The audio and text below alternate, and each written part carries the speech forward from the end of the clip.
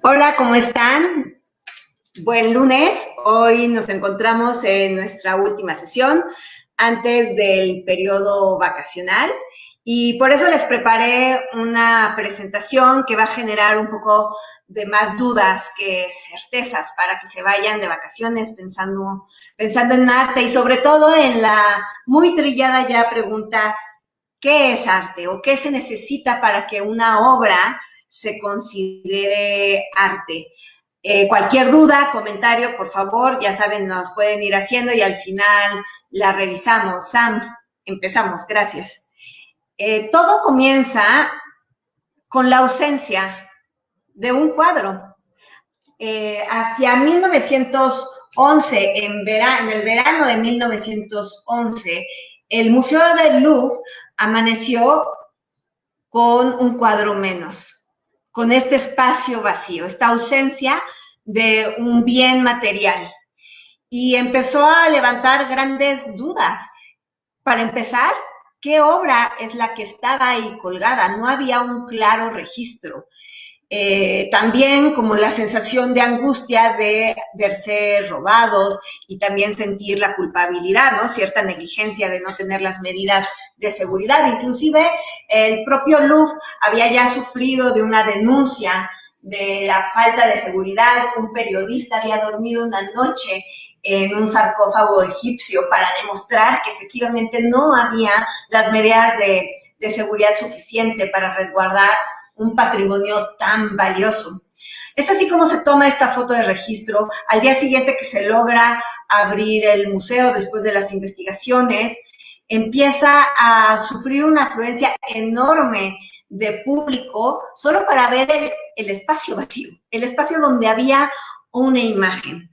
Después de un tiempo de rastrear la ausencia, lograron dar gracias a que hubo un documento fotográfico con la obra faltante. Se trataba ni más ni menos que la hoy famosísima Mona Lisa de Leonardo da Vinci. Gracias a esa fotografía, se logró difundir por los medios, por los periódicos, los policías lo tenían, sabían qué es lo que estaban buscando. En todos los periódicos aparecía la imagen reproducida de la obra perdida de Leonardo da Vinci. Curiosamente, la siguiente, Sam. Curiosamente, uno de los más fuertes sospechosos de este robo era Pablo Picasso junto con sus amigos. Para aquellos que asistieron a la sesión del surrealismo, hablamos que estas nuevas vanguardias artísticas pretendían acabar con la tradición, derrumbar lo que ya estaba hecho para dejar un campo fértil a una nueva creación sin ningún tipo de grilletes, sin ningún tipo de ataduras. Por lo tanto, los policías pensaban que el joven Pablo Picasso podía haber sido, junto con Apollinaire, uno de los ladrones. Esto no estaba del todo infundado, porque al propio Pablo Picasso ya le habían acusado y lo habían encontrado culpable del robo de unas estatuillas de origen ibérico de un museo local y que las había utilizado, al parecer, para hacer su gran obra cubista, Las Damas de Avignon. Así que Pablo Picasso, junto con sus amigos, fueron interrogados. En realidad, ellos narran sentir un gran temor, ¿no? Por ser acusados de un robo que no habían cometido. Mientras las investigaciones avanzaban, la imagen se reproducía de manera masiva. Entonces, de alguna manera, teníamos al alcance, ¿no? Por medio de los periódicos, la imagen de ese bien material que ya no estaba. Como se puede ver en este periódico, ¿no? Que están dos ladrones aparentemente quitando a la Mona Lisa, ya se puede representar. La siguiente, por favor, Sam. Y lo que sucede después con esta imagen es que de alguna manera se desacraliza la obra de arte. Empieza la Mona Lisa a aparecer en anuncios mientras no está físicamente, o inclusive con estos gestos, ¿no? De como cierto humor, ironía tratado en esta obra. Y se convierte en una de las obras más famosas debido a la era de la reproducción masiva de las imágenes. En sí lo que estamos viendo no es la Mona Lisa, es la imagen de la Mona Lisa e inclusive está alterada. Sin saberlo, el ladrón dio pie a la revolución del arte. Digamos que planteó las posibilidades para un nuevo lenguaje mucho más libre. Siguiente, por favor. Y es así como el muy genial Marcel Duchamp, un artista que en un principio fue dada, surrealista y que de alguna manera logró entrar como en un arte libre conceptual, interviene esta imagen de la Mona Lisa y le pone bigotes y una piochita, e inclusive le pone un título sugerente que cuando lo pronuncias en francés muy, muy bien, dices una obscenidad relacionada a la Mona Lisa, como diciendo una traducción mucho más liviana, ella está cachonda o ella está dispuesta, pero posee bigotes y piocha, y esto tiene que ver con una interpretación freudiana que había hecho el doctor en relación al perfil de Leonardo da Vinci, ¿no? Y que se vinculaba con su lado femenino y que podía haber sido un retrato no de una mujer en concreto, sino de él mismo vestido con ademanes femeninos.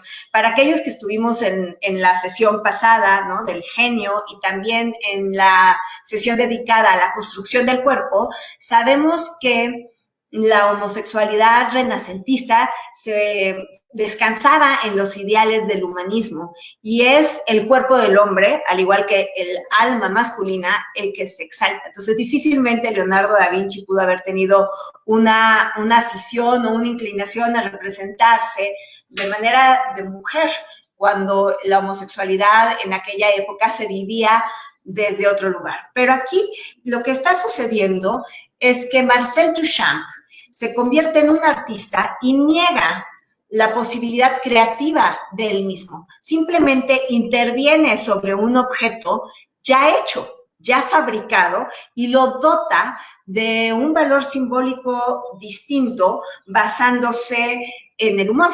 Siguiente, por favor.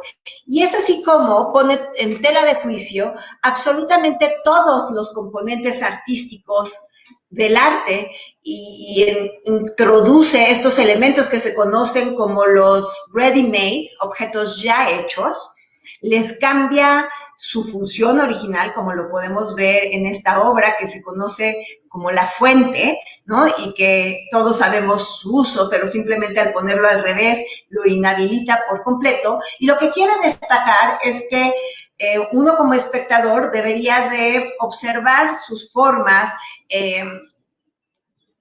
fijarse minuciosamente en las texturas, en el diseño de aquello que es cotidiano y que debido a esta sociedad de consumo va invadiendo nuestros hogares y que nosotros no le damos una categoría estética. Inclusive él firma como R. Muth y pone la fecha de 1917. Así que también renuncia a la autoría de la pieza, ¿no? En sí, él no creó la pieza, la compró en un lugar que vendía este tipo de objetos de baño que llevaba el nombre de Muth y la mete a un concurso, a una exposición libre, ¿no? En donde dentro de la convocatoria era mandar cualquier objeto, ¿no? Que hubiera creado el autor y que no iba a tener ningún tipo de filtro ni juicio tradicional. Y lo más curioso es que el propio Marcel Duchamp era en esta convocatoria juez y parte. Él manda la obra y a la vez él es juez y se da cuenta que entre los organizadores pues sienten cierto pudor de mostrar esta pieza y la ponen esquinada, ¿no? No la ponen centralmente, no la rechazan como muchas veces dicen, pero no la ponen en un lugar primordial, ¿no? La dejan relegada y posteriormente se pierde. La original, la fuente original se pierde, pero no lo que deja para el mundo del arte contemporáneo. Siguiente, por favor, Sam. Aquí lo que podemos observar es una foto de Man Ray, surrealista, dadaísta, artista dadaísta, que le hace el retrato de Marcel Duchamp, pero en su avatar de Rose Lavie, él tenía esta figura que organizaba exposiciones con un pincel muy femenino y se creaba esta figura mítica. Y quien pronuncia muy, muy bien francés y se da cuenta tiene una doble R en su nombre para aludir al erotismo, ¿no? Como erótico es la vida, esa sería la traducción bastante rupestre de mi parte en francés, pero tiene que rescatar esto, se burla absolutamente del creador, del genio creador, de la capacidad creativa de la obra de arte y de los medios, de los mediadores que llevan las obras de arte y su discurso al público. Siguiente, por favor. Entonces, en un mundo, en una sociedad de consumo, en una sociedad de ironía, en una sociedad de enormes críticas, inicia el arte conceptual, este arte que renuncia a la materia, renuncia a lo tangible, a lo concreto, al dominio de las técnicas establecidas, ¿no? Como la pintura, la escultura, y empiezan a hacer acciones, empiezan a llevar al arte a la vida y a marcar una denuncia. Uno de los pioneros en este sentido va a ser el alemán Joseph Beuys, y que tiene una obra altamente conmovedora que se llama América me gusta y yo le gusto América, que la realiza en 1974. Él denuncia, él está totalmente en contra de la guerra de Vietnam y está en contra del gobierno estadounidense, pero no está en contra de la tierra americana, y decide organizar con su galero una acción en donde él jura no pisar nunca el suelo americano gobernado en ese entonces, ¿no? Bajo ese régimen. Y es así como llega de Alemania en avión, y es recogido en el aeropuerto por una ambulancia, ¿no? Lo suben en una camilla para asegurarse de que no va a pisar, y llega a la galería y lo meten justo en un espacio, en una jaula, en un cuarto, junto con Little John, que es un coyote salvaje, que tiene connotaciones sagradas para los pueblos originarios de Norteamérica, y que para él también los animales los encuentra angelicales, vehículos con lo sobrenatural, con la inocencia, con la pureza misma de la tierra para Joseph Beuys. Entonces es así como ingresa a esta jaula y se enfrenta con un animal salvaje que va a representar el origen, y él va a representar la sociedad americana, la sociedad moderna, y va a estar acompañado de periódico, y en el caso de Little John va a tener un poco de paja. Y él irá avanzando poco a poco, y el periódico también irá avanzando en estos días que convivirá con Little John, hasta que Little John le toma confianza y pueden convivir armónicamente. Siguiente, por favor. Él se protege, si se dan cuenta, con una manta muy, muy pesada de fieltro, un bastón y un triángulo para generar música. Aquí vemos el espacio en donde Joseph Beuys tiene el periódico, en donde Little John tiene la paja, y el sentido máximo es que él llegue al territorio de Little John y lo habite bajo las reglas del animal, y por lo tanto, en una metáfora, aludir, hacer visible la violencia de la civilización, ¿no? Y la intransigencia que sufrieron los pueblos originarios y también la naturaleza misma. Y sin duda, una de las grandes víctimas de la colonización fue el coyote, que se encontró como un animal, un depredador, y se mató masivamente. Siguiente, por favor. Aquí lo vemos en una escena en donde no sabemos si el coyote está jugando o no. Todo está en un registro, en un video muy bonito. Siguiente, por favor. Y ya al final, ¿no? Después de este experimento del arte llevado a la vida, podemos ver a Joseph Beuys y a Little John en convivencia. Siguiente, por favor, Sam. De esta manera podemos intuir que el arte ha cambiado radicalmente o ha abierto su panorama, ¿no?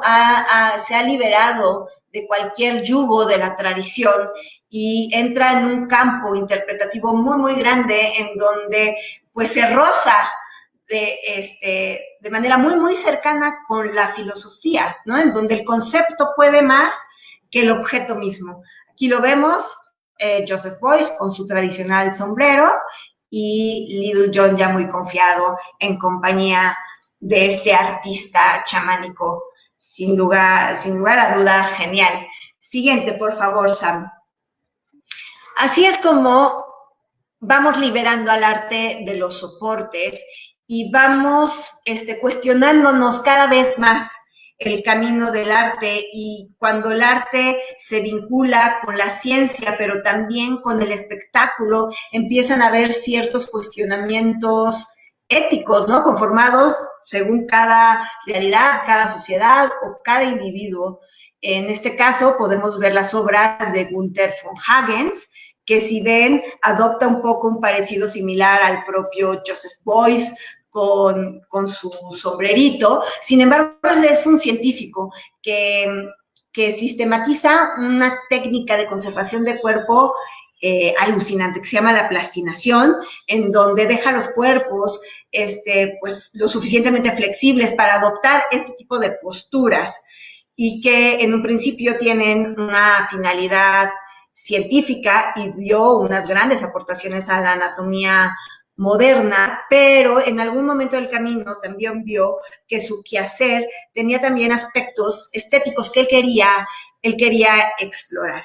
Y para eso convocó abrió una página para que la gente donara su cuerpo, y con la gran sorpresa que muchos querían pasar a la posteridad, siendo una pieza de von Hagens para Alemania, que es su lugar natal, implicó un problema en el momento en que se estaban tratando cadáveres reales como objetos artísticos, y no le permitió seguir tratando los cuerpos a menos de que cumplieran simplemente funciones científicas o didácticas. Es así como se va a China y crea lo que le llaman fábricas de cuerpo, ¿no? En donde está tratando estos cuerpos y donde empieza a hacer estas exhibiciones que rayan con el espectáculo, ¿no? Y que uno puede visitar en masa y observar pues un sinfín de cadáveres, ¿no? De cuerpos en donde algún ser humano habitó, ¿no? Y que solo quedan sus restos en actitudes como esta, que es un caballo encabritado, ¿no? Con las dos patas levantadas, y el cuerpo humano pareciera que se desdobla, aludiendo a la concepción del movimiento planteada por los futuristas, que era una vanguardia histórica del siglo XX. Entonces aquí nos abre esa gran gama en donde la gente se lo cuestiona y abre estos espacios para plantearse las posibilidades éticas o no de estos espacios, y uno como consumidor pues siempre estar muy consciente de que aquello que vemos no es una representación, es en sí un cuerpo de un ser humano que efectivamente voluntariamente lo donó para pasar a la posteridad como un objeto artístico. Siguiente, por favor, Sam.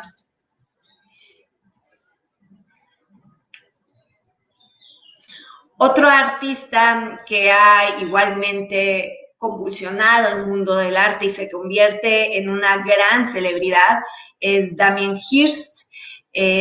Ya no, pero se le considera como el niño malo del arte, ¿no? Nació hacia 1965 y tiene una pieza paradigmática dentro de la historia del arte, que es este enorme tiburón tratado, metido en un estanque y con un título un tanto metafísico que se llama La imposibilidad física de la muerte en la mente de alguien vivo. Esto está hablando de Damien Hirst, que cuando nosotros nos postramos frente a esta obra, nos cuesta mucho trabajo darnos cuenta que ese enorme animal está muerto. Primero, nos genera una sensación de temor, ¿no? De que podría devorarnos en cualquier instante y mucho más porque desgraciadamente el tiburón ha sufrido de una mala fama cuando en realidad los primeros enemigos de esta especie somos nosotros, ¿no? Por el miedo. Pero Damien Hirst lo plantea así. Pero no solo eso, sino que inclusive en el momento en que se estrena esta obra, se exhibe por primera vez en un restaurante de, de mucha tendencia, ¿no? En un restaurante muy famoso de sushi, ¿no? Donde se vende pescado y está ahí presente amenazando. Y hoy en día nos sorprende aún más porque se trata de una obra que se vendió en 12 millones de dólares. Entonces aquí estamos jugando por un lado con el arte, por el otro lado con la ausencia de la capacidad creativa, porque en realidad Damien Hirst no trabaja el animal, ¿no? Lo manda a trabajar, interviene muy poco porque desconoce de las técnicas, es más su concepto el que está vendiendo. El mediador, que en este caso sería un restaurante famoso, ¿no? Que está de moda, y por el otro lado, el precio, ¿no? El valor que se le da a nivel comercial desde la sociedad de consumo. Siguiente, por favor. Aquí lo observamos, ¿no? Y que es realmente, pues muy impactante verlo. En mi caso me da compasión, ¿no? En algunos otros, pues despierta los temores más fuertes, ¿no? Y ya cuando uno se da cuenta que es un animal muerto, ¿no? Tiene por fin, al final, como el enfrentamiento con la muerte misma, ¿no? Y como los restos que permanecen. Siguiente, por favor.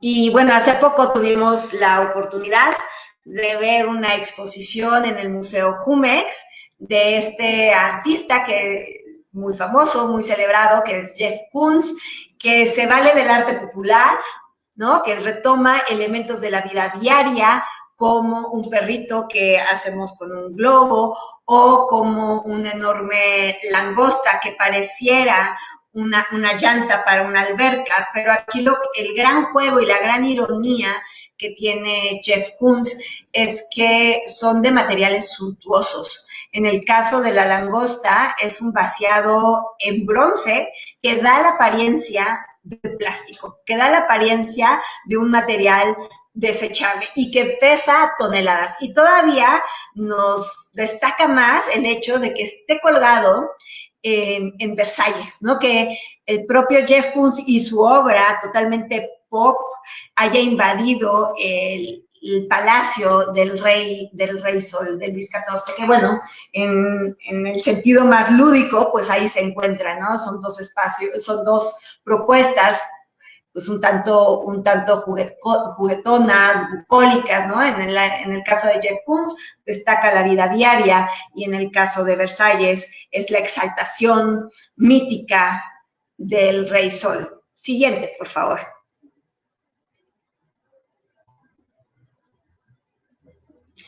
Y así podemos ver que la Mona Lisa cambió radicalmente el mundo del arte, no por la manera en que Leonardo da Vinci la pintó, si bien sabemos que se trata de uno de los primeros retratos en escorzo, ya que en el Renacimiento se acostumbraba a hacer los retratos de frente o de estricto perfil, y Leonardo decide poner a su efigiada en ángulo, ¿no? Para dar esta sensación de profundidad. Pero eso no lo sabemos, o sea, o si lo sabemos muy pocos, ¿no? No es la gran aportación. La gran aportación la tuvo aquel ladrón que se la robó con fines nacionalistas. Se trataba de un italiano de nombre Vincenzo que decide robarse a la Mona Lisa para retornarla a su lugar de origen. No obedeciendo a un contexto histórico en donde tendríamos que respetar que el propio Leonardo da Vinci, cuando se muda a la corte francesa, se lleva la Mona Lisa consigo y se la regala al rey. Entonces aquí hay como toda esta pertenencia completamente legítima por parte del gobierno francés de la Mona Lisa. En el momento en que se da cuenta del gran escándalo, porque se empieza a reproducir su imagen, la esconde. Se sabe que la escondió por más de 2 años abajo de su catre y que pues tarde o temprano la entrega, sabiendo que va a ser muy difícil para él deshacerse y mucho menos venderla. Entonces es así como la Mona Lisa es aquella que cambió el rumbo del arte, ¿no? Y que dio algunas pautas hacia el arte contemporáneo, como lo vemos aquí en una interpretación de Andy Warhol, que para qué queremos una Mona Lisa si podemos, en este caso, tener 9. Bueno, pues con esto me despido. Quisiera dejarles algunas sugerencias, ¿no?, de bibliografía en relación a esto, a qué es el arte, ¿no?, y que tiene que ver con más cuestiones filosóficas, con un análisis social. Hay un libro muy bonito que es ¿Qué es una obra maestra? Si quieren, si tienen dudas, me pueden escribir, de Arthur Danto. Tienen varios ensayos hablando de cada uno de los autores lo que creen sobre una obra maestra. Otro libro de donde saqué el título es de José Jiménez, Teoría del Arte, en donde Dino Formaggio dice, arte es todo lo que los hombres llaman arte, de alguna manera. Esos hombres que pueden legitimar esta categoría, ¿no? Legitimar un objeto con esta categoría.